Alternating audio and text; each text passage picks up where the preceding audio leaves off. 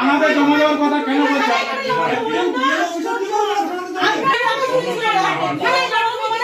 আমার পরামর্শটা শুনবেন একটু। আজকে লাস্ট ডেট, ফর্ম 7 সব জমা দেওয়া।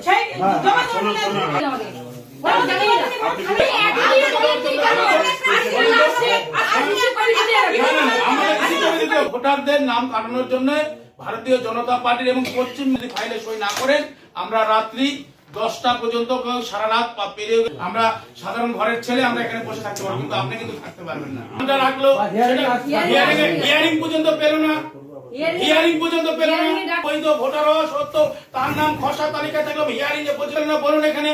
তাহলে আপনারা চাচ্ছেন অবৈধ ভোটার থাকুক? অবৈধ